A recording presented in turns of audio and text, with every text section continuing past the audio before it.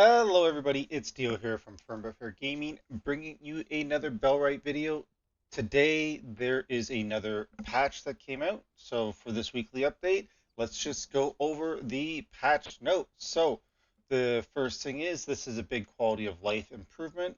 So what they've done is for some of the structures, they added a bunch of top-up orders. So as you can see here, for our campfire cauldron, we actually have top-up orders now. This didn't used to be a thing. Uh, so they've added that for the campfire.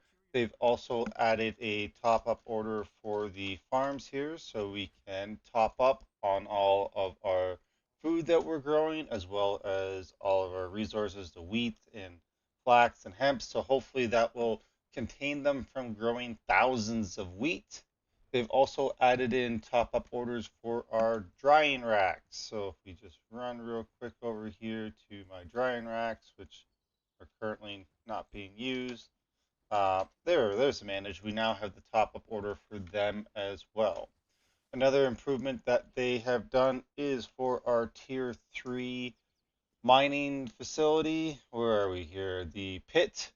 So they have added in that the workers will be able to continue to mine long after the node disappears from the visual surface.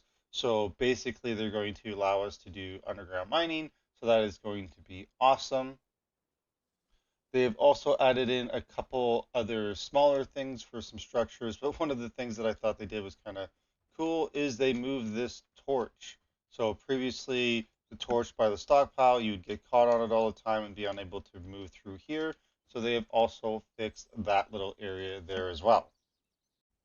They made a fantastic update to the delivery system. As you can see here, they added in this note, and you can even see what your delivery capacity is. So I have requested 2,600 units when I can only actually receive 620. So I'll need to do some adjusting. They also added in, you can see what you have on hand, so you can adjust your deliveries for that as well. So this is absolutely fantastic.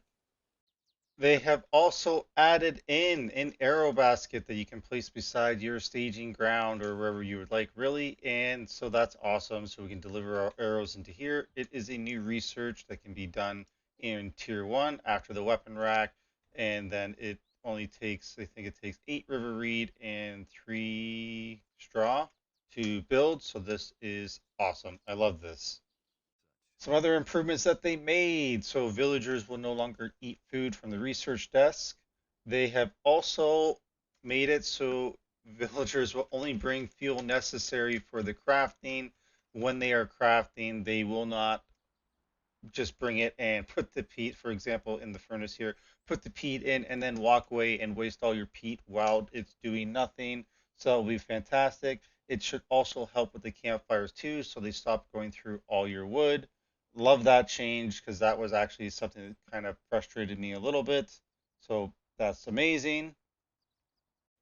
So other quality of life improvements they have made is our player bag, if we happen to die, is lasting for 2 hours now. Previously it was only 10 minutes.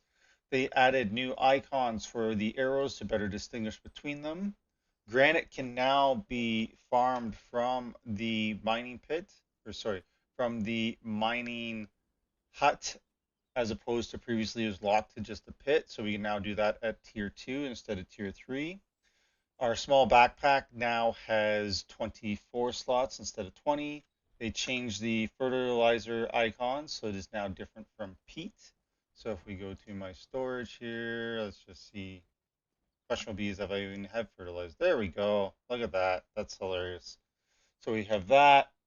They also added a new HUD for when we were doing practice fights. And they removed the leather and crude wool from the tanner's hut. Uh, they're just kept there for time for the transition period, so they've got rid of that as well.